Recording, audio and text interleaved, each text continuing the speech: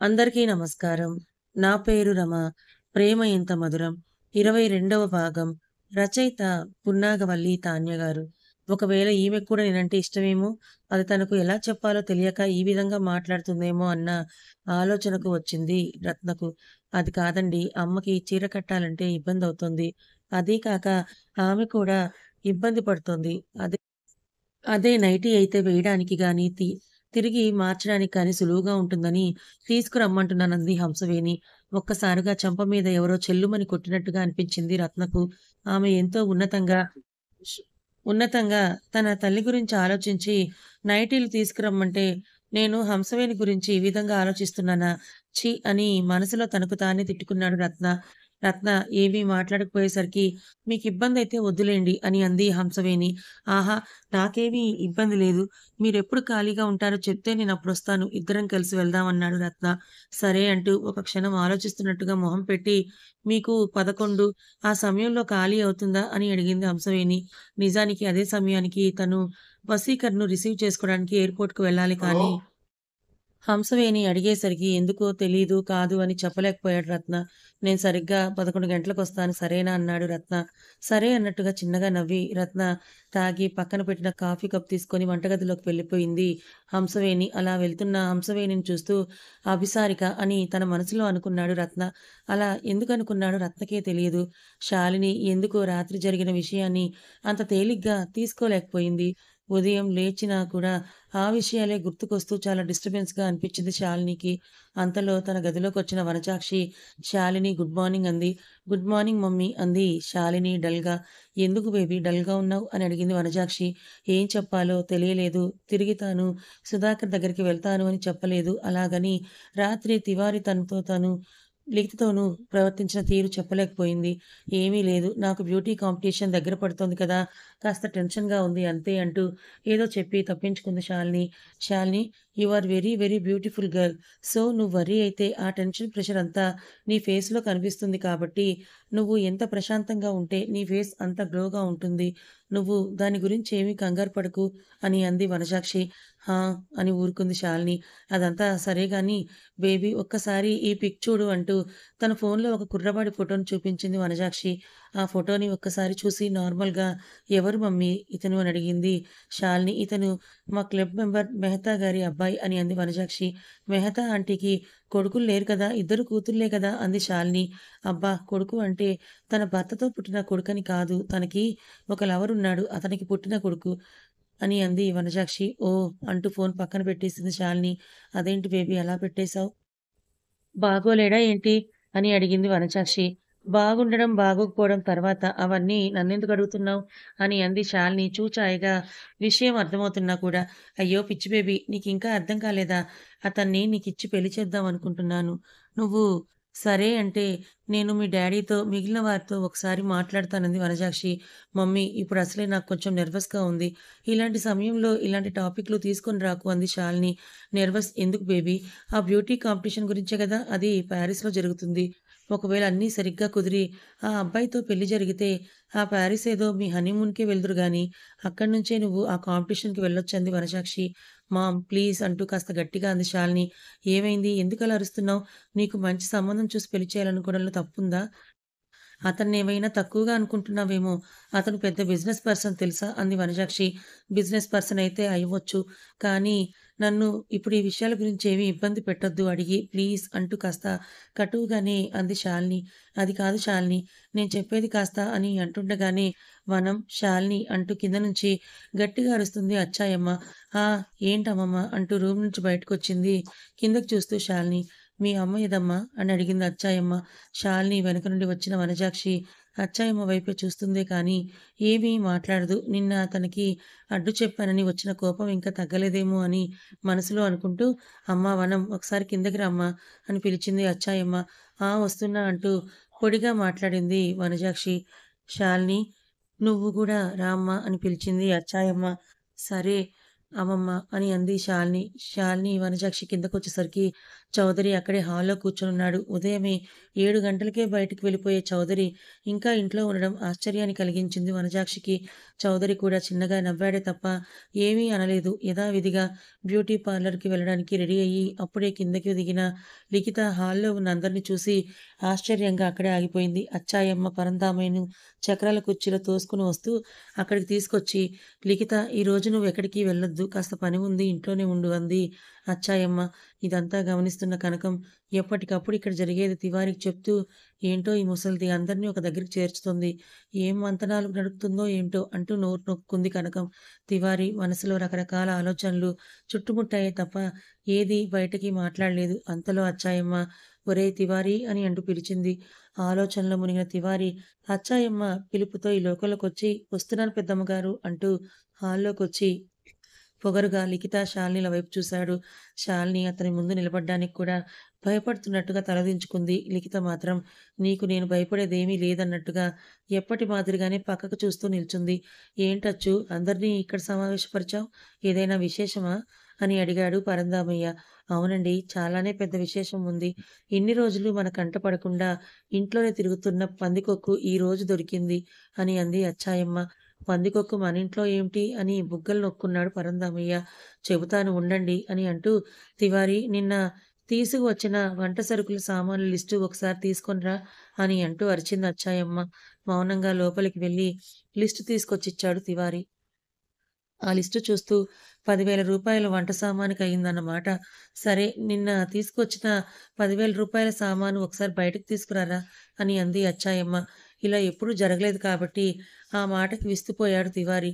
ఏంట్రా అడుగుతుంటే అలా చూస్తున్నావు? నిన్న తీసుకొచ్చావు కదా వాటినే తీసుకురమ్మంటున్నా. తీసుకొని రా అని అంది అచ్చాయమ్మ. ఏమీ మాట్లాడకుండా తలదించుకొని నించున్నాడు తివారి. ఏరా సామాన్లన్నీ రాత్రికి రాత్రే పందికొక్కు గాని వచ్చి కొట్టేసిందా ఏంటి? సరే నువ్వేం ఇబ్బంది పడకు చెప్పాల్సిన వాళ్ళే చెప్తారులే అని అంటూ సాంబశివరావు గారు ఒకసారి రండి అని అంటూ గట్టిగా పిలిచింది అచ్చాయమ్మ. పక్క నుండి ఒక వ్యక్తి వచ్చి నించున్నాడు. ఆ వ్యక్తిని చూడగానే తివారి నిలువు గుడ్లేసుకొని నించుండిపోయాడు. అతను పచారీ సామాన్ల వ్యాపారి. ఎప్పుడు ఇతను మీ దగ్గరే కదా సామాన్లు తెస్తున్నాడు. నెల నెల ఎంత సామాను తీసుకువెళ్తున్నాడు అని అడిగింది అచ్చాయమ్మ.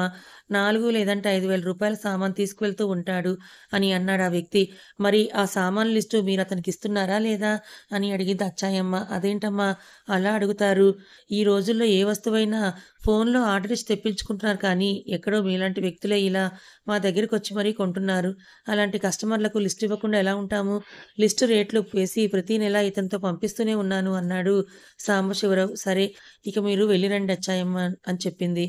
ఎందుకమ్మా ఇప్పుడు ఈ ఉపోద్ఘాతం అంతా అంటూ విసుగ్గా అంది వనజాక్షి. నిజమే ఇదంతా ఉపోద్ఘాతమే. అసలు విషయం ఇంకా తేలాల్సుంది అంటూ ఏరా తివారీ నెల నువ్వు తెచ్చే సామాన్ల లిస్టు 15,000, 20,000 దాకా అవుతూ ఉంటుంది. మరి మిగతా సామాన్లు ఎటు వెళ్తున్నట్టు?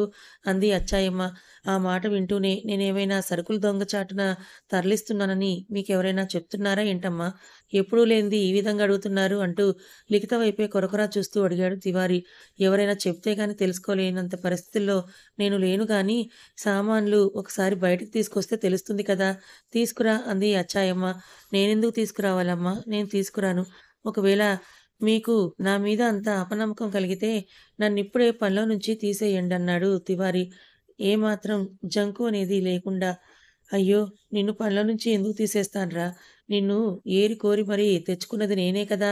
అసలు నీకే తెలియకుండా సరుకులు ఎటుపోతున్నాయో తెలియాలి గదా! అందుకే పోలీసుల్ని పిలుస్తున్నాను. వాళ్ళే వచ్చి గుట్టు రట్టు చేస్తారు. నువ్వు కంగారు పడకులే అంది అచ్చాయమ్మ. తీరిగ్గా పోలీసుల మాట వింటే భయపడతానని అనుకుంటున్నారేమో. భయపడేదేమీ లేదు. ఇంతదాకా వచ్చిన తర్వాతిక భయపడ్డానికి మాత్రం ఏముందిలే గానీ, ఈవిడ గారు జరిగిందంతా బయట పెట్టేసిందన్నమాట. సరే అది కూడా నా మంచికే అనుకుంటాను. నిజమే. నేను సరుకులను తరలిస్తున్నాను. అయితే ఇప్పుడేం చేస్తారు? ఈ మాత్రం దానికే పోలీసులకు అప్పజెప్తారా నన్ను? అని అంటూ నిలదీస్తున్నట్టుగా అడిగాడు తివారి. అంతలో అక్కడికి పోలీసులు రానే వచ్చారు. వాళ్ళని చూస్తూ భయపడుతుందే కానీ, పోలీసులని ఎందుకు పిలుస్తుందిలే అని ధీమాగా ఉన్న తివారీలో కాస్తంత భయం తొంగి చూసింది. దాంతో అచ్చాయమ్మ దగ్గరకొచ్చి, అమ్మగారు మీరు విషయాన్ని అంత దూరం తీసుకొని వెళ్తే నేను విషయాన్ని మరి కాస్త దూరం తీసుకురావాల్సొస్తుంది. ఆ తర్వాత మీ ఇష్టం అన్నాడు తివారీ ఆఖరి అస్త్రాన్ని ప్రయోగిస్తూ. ఎంత దూరం తీసుకువెళ్తావురా నువ్వు అని అంటూ తన చీర కొంగు ముడులు వేసుకొని ఉన్న తివారీ ఫోన్ బయటకు తీస్తూ కొంపదీసి దీని గురించి గాని మాట్లాడుతున్నావా ఏంటి? అని అంది అచ్చాయమ్మ ఏమీ తెలియనట్టుగా. ఒక్కసారిగా తన ఫోను అచ్చాయమ్మ దగ్గర ఉండడం చూసి దెబ్బకి పట్టిన దెయ్యం వదిలినట్టుగా అయింది తివారీకి. ఇది నా ఫోన్ అంటూ ఆమె దగ్గర నుంచి ఫోన్ లాక్కోబోయాడు తివారీ. అది గమనించిన పోలీసులు అతన్ని కస్టడీలోకి తీసుకున్నారు. జరిగేదంతా అయోమయంగా చూడడమే గాని ఏమీ మాట్లాడలేకపోయాడు చౌదరి. సార్ మీ ఇంట్లో పోయిన రూ. 50,000 ఎక్కడ దాచాడో వీడి నోటి వెంటనే చెప్పించి మీకు కబురు పంపిస్తాం అన్నాడు ఎస్ఐ. ఎస్ఐ మాటలు ఏమాత్రం అర్థం కాక వెరిచూపులు చూశాడు. మిగిలిన కుటుంబ సభ్యులు ఈ పథకం మొత్తం ఆలోచించిన అచ్చాయమ్మ మాత్రం ఈ పని చేయండి బాబు. మాకు చాలా ఉపకారం చేసిన వాళ్ళవుతారు. ఏదో నమ్మకస్తుడు, ఊర్లో తెలిసిన వాడని చెప్పి వాడిని ఈ పనిలో పెట్టుకుంటే వాడు మా ఇంట్లోని సొమ్ముని కాజేశాడంటూ దొంగకన్నీరు కార్చింది అచ్చాయమ్మ. అదంతా చూసిన తివారీ లేదు సార్ నేను ఏ దొంగతనం చేయలేదు. అసలు విషయాన్ని దాచి ఈ లేనిపోని దొంగతనం నా మీద అంటగలుపుతున్నారు అని అంటూ ఏదో మాట్లాడడానికి ప్రయత్నించాడు తివారీ. ఆ! నీ వాలకం చూస్తేనే తెలుస్తుంది. కానీ ముందు పోలీస్ స్టేషన్‌కి నడు. అక్కడ నువ్వు తీరుబడిగా చెప్పవలసింది ఏదైనా ఉంటే చెప్దువు గాని, నేను కూడా తీరిగ్గా అంతా వింటాను అని అంటూ తివారీ ఎంత మొరపెట్టుకుంటున్నా కూడా వినకుండా లాక్కెళ్ళాడు పోలీస్ అధికారి. ఎంతైనా అచ్చాయమ్మ ఇచ్చిన రూ. 10,000 తన జేబులో కుక్కుకున్నాడు కదా! ఆ ఎస్ఐ ఆ మాత్రం నిజాయితీని ప్రదర్శించాడు. ఇదంతా చోద్యంలాగా చూస్తున్న కుటుంబ సభ్యులు, పోలీసులు వెళ్ళగానే అందరి చూపులు అచ్చాయమ్మ మీదకు మళ్ళాయి. ఏంటి అందరూ నన్నలా చూస్తున్నారు? ఇన్ని రోజులు మన ఇంట్లో మన కంటికి కనపడకుండా తిరుగుతున్న పందికొక్కులు ఈ తివారీ, కనకం. ఇన్ని రోజులకు గాని నాకు ఈ విషయం తెలిసి రాలేదు. అయినా సరే తివారీని పోలీసులకు అప్పచెప్పి కనకాన్ని మాత్రం ఎందుకు వదిలేశానంటే దానిలో ఇంకా నీతి ఉంది అంటూ కనకం అంటూ పిలిచింది అచ్చాయమ్మ. కనకం మౌనంగా వచ్చి అక్కడ నిలబడింది. జరిగింది నీ నోటితోనే చెప్పు కనకం అంది అచ్చాయమ్మ. కనకం మొదట కాస్త తడబడింది కానీ ఆమెలో ఏమూలో దాగున్న మానవత్వం బయటకు వచ్చి చెప్పడం మొదలుపెట్టింది కనకం.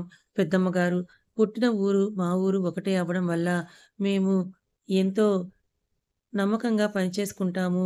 ఏదైనా పని ఇప్పించండమ్మా అని అంటూ అమ్మగారిని మేము ప్రాధేయపడితే ఆవిడ గారు దానికి ఒప్పుకొని అమ్మగారే మాకు ఈ పని చూపించారు. మా మామ, నేను ఇంతకు ముందు ఎప్పుడూ కూడా ఆ పల్లెటూరిని దాటిందే లేదు. అలాంటిది అమ్మగారి దయ వల్ల మేమిద్దరం ఈ సిటీకి వచ్చి ఇక్కడ ఈ హంగు ఆర్భాటాలను చూసి మాలో నిదానంగా కుళ్ళుబుద్ధి మొదలైంది. మామ, నేను కలిసి ఈ ఇంటిని చాలానే దోచుకున్నాం. వంట సరుకుల దగ్గర నుండి అమ్మగారు గదిలో వదిలే చిల్లర పైసల వరకు మేం తీస్తూనే ఉండేవాళ్ళం. కానీ ఆ విషయాన్ని ఈ ఇంట్లో ఎవరూ పట్టించుకోలేదు. దాంతో మేము మరి కాస్త స్వేచ్ఛగా ఇంట్లో వస్తువులని బయటకు తరలిస్తూ ఉండేవాళ్ళం. ఇలా జరుగుతున్న సమయంలో అనుకోకుండా ఈ ఇంటి కోడలిగా లిఖితమ్మ గారొచ్చినప్పుడు మా చిల్లర దొంగతనాల సంగతి కనిపెట్టారు. దాంతో మామకి ఈవిడ గారంటే మొదట్లో కోపం వచ్చిన సంగతి నిజమే. మామకే కాదు, మా నోటి దగ్గర కూడు పడగొడుతోందన్న భావంతో నాకు కూడా చిన్నమ్మ గారంటే కోపంగానే ఉండేది. దానికి తోడు చిన్నమ్మ గారికి ఇంట్లో వాళ్ళకి సరిగ్గా పడకపోవడం గమనించిన మామ వారి మధ్య మరికాస్త గొడవలన్నీ రేపుతూ దూరాన్ని పెంచాడు. అందుకు నేను కూడా కాస్తో కూస్తో సహాయం చేశాను. చిన్నమ్మ గారు ఇక్కడే ఉంటే మా ఆటలు సాగవని, మాకు వచ్చే రూపాయికి ఈవిడ అడ్డుపడుతుందని మాలో మేమే ఎంతగానో రగిలిపోయాం. కానీ ఆ కోపం అంతా కూడా నాలో అక్కడి వరకే ఆగిపోయింది. కానీ మామ మనసులో మాత్రం మరో కొత్త అంతకు మించి చెడు ఆలోచనలు దాటి ఉందని నేను ఊహించలేకపోయాను. నిన్న రోజు రాత్రి అంటూ ఎలా చెప్పాలో అర్థం కాక ఆగిపోయింది కనకం. అది గమనించిన అచ్చాయమ్మ పర్వాలేదు. జరిగింది జరిగినట్టుగా చెప్పు అంది. అచ్చాయమ్మ దాంతో మళ్ళీ చెప్పడం మొదలుపెట్టింది కనకం. నిన్న సగం రేతిరి కాడ నా పక్కన ఉండాల్సిన మామ కనిపించలేదు. దాంతో నాకు భయంగా అనిపించి లేచి చుట్టూ చూశాను. ఎక్కడా మామ కనిపించలేదు. దాంతో హాల్లోకొచ్చిన నాకు చిన్నమ్మ గారి గదిలోంచి మాటలు చిన్నగా వినిపించడంతో అటుగా అడుగులు వేశాను. అప్పుడు మా మామ బుద్ధి లోపం నా కంటబడింది. కోరికతో కళ్ళు మూసుకుపోయి చిన్నమ్మ గారి మీద చెయ్యిని వెయ్యబోయాడు. అది చూసిన శాలిని అమ్మగారు మామని అడ్డుకోపోతే తన ఫోన్‌లో ఏవో ఫోటోలున్నాయని చెప్పి ఏవో కారు కూతలు కూశాడు. ఏదో చిన్నా చితకా దొంగతనాలు చేయడం నా దృష్టిలో పెద్దగా తప్పనిపించలేదు కానీ, ఒక ఆడదాని జీవితం నాశనం చేయాలని చూడ్డం ఎందుకో నా మనసుని బాధించింది. దాన్ని నేను క్షమించలేకపోయాను. అంతేకాకుండా నీడనిచ్చి కూడుపెట్టిన ఇంటి ఆడకూతుర్నే తప్పుడు ఉద్దేశంతో ఇన్ని రోజులు చూశాడన్న విషయాన్ని నేను జీర్ణించుకోలేకపోయాను. కానీ అదేంటో తెలియదు కానీ, మావ దగ్గర ఉన్న ఫోన్‌లో శాలిని అమ్మగారికి సంబంధించిన ఏవో ఫోటోలు ఉన్నాయని మా మామ వాళ్ళకి చెప్పి భయపెట్టాడు. నేను అది గమనించాను. నాకు ఏం చెయ్యాలో, ఎలా ఈ సమస్య నుంచి గట్టెక్కాలో అర్థం కాక మౌనంగా అక్కడి నుంచి మా గదిలోకి వచ్చి కరువు తీరా ఏడ్చాను. కానీ ఏం చేయాలో నాకర్థం కాలేదు. అంతలో కాసేపటికి మామ మా గదిలోకొచ్చాడు. నా వైపు చూశాడు. నేను నిద్రపోతున్నట్టు నటించాను. మామ తన ఫోన్‌లో ఏదో కాసేపు చూశాడు. దాంతో చిన్నగా నవ్వుకొని, "ఇది నా దగ్గర ఉన్నంత సేపు మీరిద్దరూ నా చేతిలో కీలుబొమ్మలే. చుట్టూ తిరిగి తిరిగి నా దగ్గరకు రావాల్సిందే" అని అంటూ నవ్వుకొని పడుకున్నాడు. నాకు మాత్రం నిద్ర కరువయింది.